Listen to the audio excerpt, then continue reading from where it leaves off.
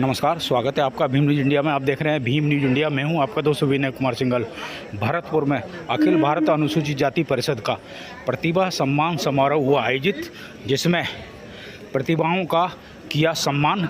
देखिए, मुख्य अतिथि अखिल भारत अनुसूचित जाति परिषद के प्रदेश अध्यक्ष पूर्व एडीजी आरपी सिंह जी ने क्या कुछ कहा। देखिए एक रिपोर्ट। विधायक बच्चू सिंह जी, सम्मानित मंच, उपस्थित बहनों और भाइयों, आज जो इन प्रतिभावान बच्चों और जिन लोगों को नौकरी मिली है उनका स्वागत समारोह रखा है, यह शिक्षा का सम्मान है। बच्चों का सम्मान तो है ही, बल्कि बाबा साहब का जो पहला मूल मंत्र था, शिक्षित बनो, उस शिक्षा का सम्मान है। बाबा साहब ने कहा था कि शिक्षा वो शेरनी का दूध है, जिसको पियोगे तो दहाड़ोगे, और ये दहाड़ आपकी समाज में जागृति लाएगी, और उस जागृति का, उस शिक्षा का ये पुण्य फल है कि आप इतने लोग 90% से ऊपर मार्क्स लेकर आए हैं और बहुत से महानुभावों को सरकारी नौकरी मिली है।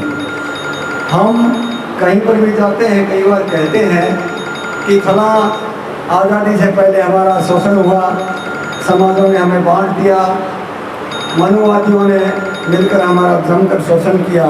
मैं कहता हूँ कि 26 जनवरी 1950 को भारतीय संविधान लागू हुआ है, तो सबसे पहला मूल मंत्र मैं यही कहूँगा कि किसी की बुराई करना बंद कर दो।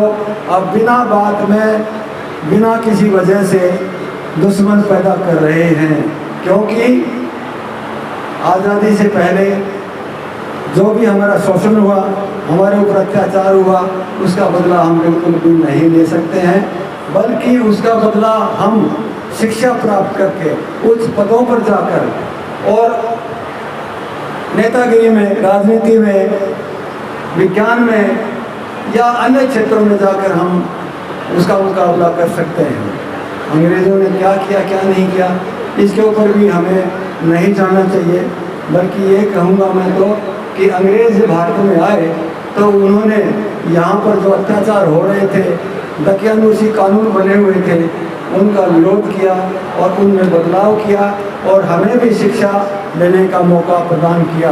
और मैं तो कहता हूँ कि आज़ादी के बाद में जब अंग्रेज़ आए थे तो उन्होंने हमें नौकरियाँ भी दी। मैं खुद कहता हूँ कि मेरे सगे ताया भारतीय फौज में थे, उस टाइम अंग्रेज़ों ने फौज करी थी, उसमें फौज में थे, और कई लोग छोटे मोटे पदों पर भी सरकारी नौकरी कर रहे थे। इसलिए एक तो ये कहूँगा कि शिक्षा प्राप्त करो, और दूसरी ये कहूँगा कि किसी की बुराई मत करो, बिना बात में दुश्मन पैदा मत करो।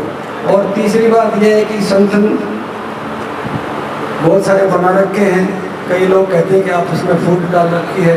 मैं तो कहता हूँ कि हम आपसी भेदभाव भी समाप्त करें। मैं एक बार जब एडीजी था तो दिल्ली में मीटिंग हुई थी, उसमें किसी ने प्रश्न उठाया था, पूरे भारत के लोग आए थे, तो ये कहा था कि आप हमें बुरा कहते हो, हमें कहते हो कि आप हमारे से भेदभाव करते हो, छुआछूत करते हो। तो मैं तो यही कहूँगा कि आप पहले अपने अंदर का भेदभाव और अपने अंदर की छुआछूत समाप्त करो, क्योंकि अनुसूचित जाति में भी कोई भी जाति ऐसी नहीं है, कोई भी वर्ग ऐसा नहीं है जो अपने आप को नीचा समझता है, बल्कि प्रत्येक वर्ग अपने आप को ऊंचा कहता है। जाटो कहता है मैं ऊंचा, मेघवाल कहता है मैं ऊंचा, बलाई कहता है मैं ऊंचा, रेगर कहता है मैं ऊंचा। नीचा बनने की कोई भी कोशिश नहीं करता है। तो जब तक हम आपस की ऊंच नीच समाप्त नहीं करेंगे, तब तक हम बराबर हो ही नहीं सकते। इसलिए मैं कहता हूँ, बेटी रोटी का व्यवहार शुरू करो, आपस की ऊंच नीच बंद करो और एका करो, किसी की खींचतान मत करो। आप टांग खींचने की बात मत करो, बल्कि हाथ खींचने की बात करो। हाथ खींचोगे तो आप भी अपने बराबर लेकर आओगे, और यदि टांग खींचोगे तो आप भी उस गड्ढे में पड़ सकते हो। इसलिए माननीय सांसद महोदय ने काफ़ी विस्तार से समझाया, समय भी काफ़ी हो गया, आप यहाँ बैठे हो। मैं तो आयोजकों को बहुत बहुत बधाई देता हूँ कि इन्होंने इतना भव्य कार्यक्रम रखा। आप देख रहे थे भीम न्यूज़ इंडिया। प्लीज़ हमारे चैनल को यूट्यूब पर सब्सक्राइब कीजिए, लाइक कीजिए, शेयर कीजिए, कमेंट्स कीजिए।